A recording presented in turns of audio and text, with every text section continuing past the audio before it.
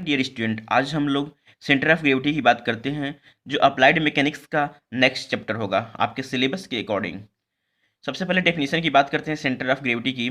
तो a point in a body और particle either inside or outside of the body called center of gravity at which effect of whole weight of body will be acted towards vertically downward। Hindi में इसको बात करेंगे, किसी वस्तु के अंदर या बाहर स्थित वह बिंदु जहां पिंड का समस्त भार ऊर्ध्वाधर नीचे की ओर कार्यरत हो, गुरुत्व केंद्र कहलाता है। जैसा कि हम लोगों को पता है बेटा कि किसी पिंड का जो भार है, भार का जो बल है, वो ऑलवेज वर्टिकली डाउनवर्ड होता है। हम लोगों ने काफ़ी पढ़ा है इसके बारे में। तो ये कोई पिंड है, इस पे अलग अलग पॉइंट पे दिया हुआ है O1 O2 O3 O4। इस पॉइंट पर कोई मास, छोटा सा मास ले रहे हैं बेटा, और इस मास का जो वेट होगा due to gravity of earth vertically downward, इसका भी बेटा due to gravity of earth vertically downward W1 W2। Similarly O3 point पर भी जो मास है उसका वेट नीचे की ओर होगा W3। अब हम लोग देख रहे हैं तो ये जो चारों बल हैं W1 W2 W3 W4, ये फोर्स हैं, वेट हैं। तो ये चारों क्या हैं कि एक ही दिशा में हैं और पैरेलल हैं।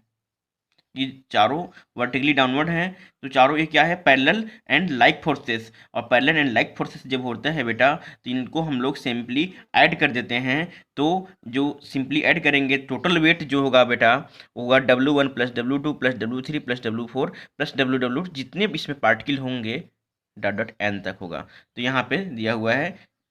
ठीक है, तो ये तो क्लियर हो गया कि टोटल वेट जो होगा उसको हम लोग इन सब का अलग अलग पार्टिकल का जो वेट है, अलग अलग पॉइंट का जो वेट है, उनको सम करके लिख सकते हैं। लेकिन अब जैसे कि O1 बिंदु पर W1 यहाँ पे कार्य कर रहा है, लेकिन जब सबका हम लोग जो वेट ऐड कर लेते हैं, सम कर लेते हैं, तो उस वेट का प्रभाव इस पिंड के, इस वस्तु के किस पॉइंट पर होगा। और अगर वही पॉइंट हम लोग फाइंड कर लेंगे कि जिस पॉइंट पे समस्त वेट, सारा भार जहाँ पे कार्य कर रहा है, वही सेंटर ऑफ ग्रेविटी होगा।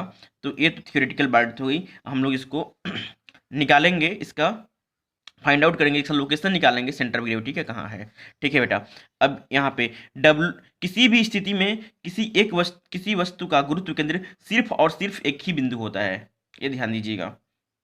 ऐसा नहीं कि इसका इस पूरा पार्टिकल, ये पूरे वस्तु का एक सेंटर ऑफ ग्रेविटी यहाँ है, तो यहाँ भी नहीं, ऐसा नहीं हो सकता है।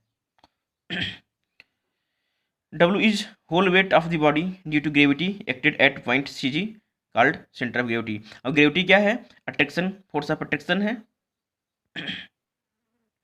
अब importance of CG in field of engineering, engineering के क्षेत्र में गुरुत्व केंद्र का महत्व क्या है, तो देखेंगे। To raise a heavy material or machine with the help of rope, chain and hook by estimating its center of gravity।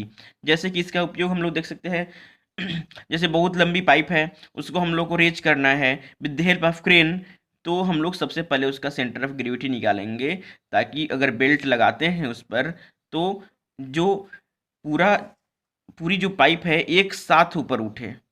ऐसा नहीं कि एक ऊपर एक एंड नीचे, ठीक है, तो बैलेंस नहीं रहेगा।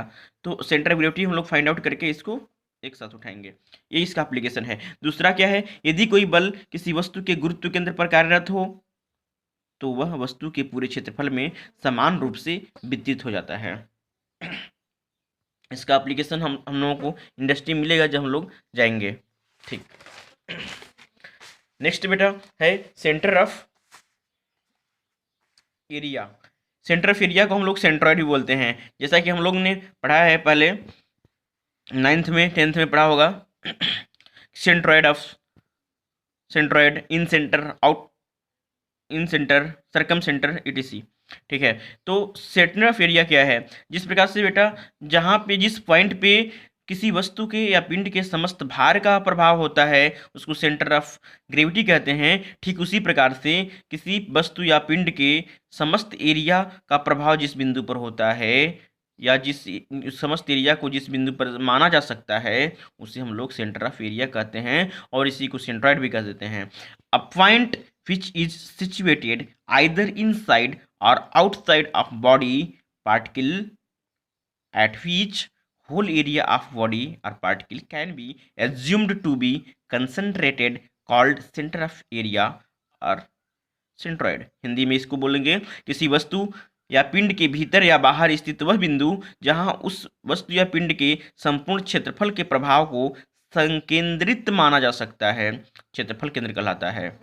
अब है बातें कि इनसाइड और आउटसाइड की बात करते हैं हम लोग, तो जैसे कि कोई रिंग है, ये रिंग है बेटा, मटेरियल इसका इतना ही है, ये रिंग का मटेरियल इतना ही होता है, ठीक है, ये बीच वाला खाली, फिर भी इसका सेंटर यहाँ पे होता है, तो इसका मटेरियल के बाहर हुआ ना, इस मटेरियल के बाहर हुआ, तो मतलब बाहर भी हो सकता है अंदर भी हो सकता है। अगर ये सिक्का है, एक का मान लीजिए सिक्का है, डिस्क जिसको बोलते हैं हम लोग, तो इसका सेंटर ऑफ ग्रेविटी या सेंटर ऑफ एरिया इसी में होगा, मतलब मटेरियल के विदिन होगा, तो मटेरियल के इनसाइड है और मटेरियल के आउटसाइड है, ऐसा कर सकते हैं बेटा।